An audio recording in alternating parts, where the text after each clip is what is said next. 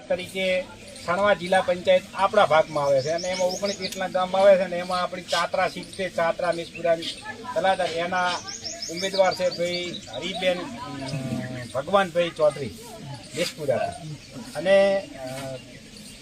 ઉપરની સીટમાં છે જિલ્લા પંચાયતની રજનીશભાઈ જેતસિંહભાઈ ચૌધરી. એ જિલ્લા પંચાયતના 19 ગામ એમને ચૂંટણીમાં આવશે અને 6 જેટલા ડેલિકેટ નીચે ચૂંટણી લડશે.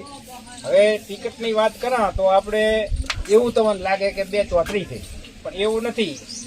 13 ઠાકોરોને આપી એટલે અહીંયા ચૌધરી સમાજ વધારે છે એટલે આપણે અહીંયા ચૌધરી સમાજને આલી છે. અહીંયા રબારીયાના ગામ છે, અહીંયા રબારી સમાજને વોટ આલી છે. ત્યાં નામત સીટો છે ત્યાં હરિજનોને આપી છે. એમ ભાજપે એનું સમતોલન જે છે નિયમ એ બધો જાળવીને ટિકિટો બધાને આપી છે. એટલે આવો પ્રચાર પણ લોકો કરે તો બધા ઠાકોરોને થોડું સમજવાનું છે કે આપણે બધા ઠાકોરો કાંઈ બધે તો પછી બીજી 18 સમાજ છે, બધી નારાજય થાય ને. બધા સમાજોને હાચવવા જરૂર છે, રાજકીય નિયમ છે, કોઈ પણ પાર્ટી હોય. એટલે એમાં અને હું હમણાં તાજેતરમાં તમારે બધાને પૂછી અને આમ તો 12 મહિના પહેલા અમે તમારા માટે તૈયારી કરી હતી પેલી પેટા ચૂંટણી, પણ પછી વળી કે હવે હમણાં બંધ રહો અમે ના પાય કીધું હાડો તો હવે સરપંચ થઈ જાઓ. બરાબર, સરપંચ થયા પછી કેન્દ્રની સરકાર હોય કે રાજ્યની સરકાર હોય એ જે આ બાળકું જિલ્લા પંચાયત કે તાલુકા પંચાયતનું જે કામકાજ હોય એ બધું આ જે અત્યારે ચૂંટાશે એ લોકો બધા કરતા હોય, રાજ્ય સરકારની ગ્રાન્ટો આપતી હોય. પણ જ્યારે ગ્રામ પંચાયતને નાની નાની લોકોના જે વ્યક્તિગત કામો હોય એ ગ્રામ પંચાયત થકી થવાના હોય, પછી ગ્રામ પંચાયતથી તાલુકા પંચાયતને જિલ્લા પંચાયતમાં થવાના હોય.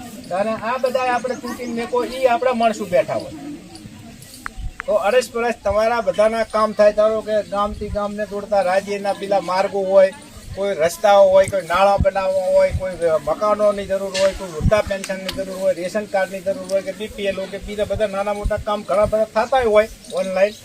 પણ ચાક ને ચાક ના થાય તો અપેક્ષા પૂરી કરવા માટે આપણે આપણા માણસો ચૂંટો તો કામ થાય. હવે અમે પણ અહીંયા ભાજપમાં તમારા બધાના સાથ ને સહકાર ને અપેક્ષાએ જોડાણા હતા. એટલે આપણે હું પણ સરપંચ છું, ઉપર સરકારો પણ છે અને વચ્ચે હવે થોડુંક બાકી છે ચૂંટણી વચ્ચેમાં આપણે આપણા ગામમાં આપણે બીજે બધે તો હગાવાલાને કહેતું ગામ લાગે હોય બધા, પણ કાલે કોહબાનું તમને બધાને કીધું છે એટલે કોહબે બધા રાધું ઘડીક વાર ત્યાં મેસપુરા ત્યાં ફરતી પણ આ બધા આગેવાનો પણ અહીંયા આવશે.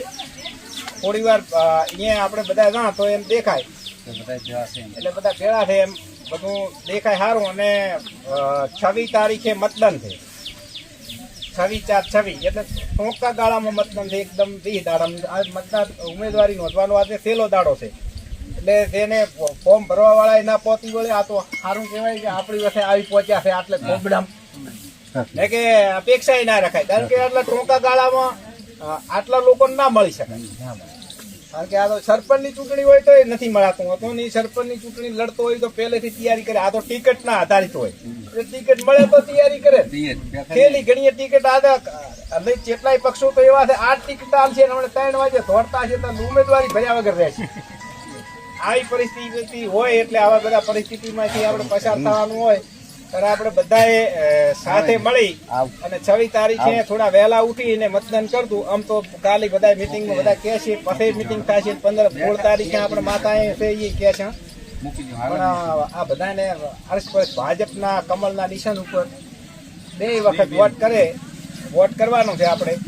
અને ઘરવાળાને બધાને શીખવાડતું આ બધી બેન અને બધાને એટલે ડબલ વોટિંગ થઈ જાય. અને 2 વખત ઈવીએમ મશીન હશે એટલે 2 વખત બટન દબાવવાનો છે બરાબર. એટલે કમળના નિશાન ઉપર આપણે વોટ આપવાના થાય છે. એટલે આપ સૌ વોટ આપશું અને આપણા ઉમેદવારોને વિજય બનાવશું. ગોપ મહારાજ કી જય, ભારત માતા કી જય.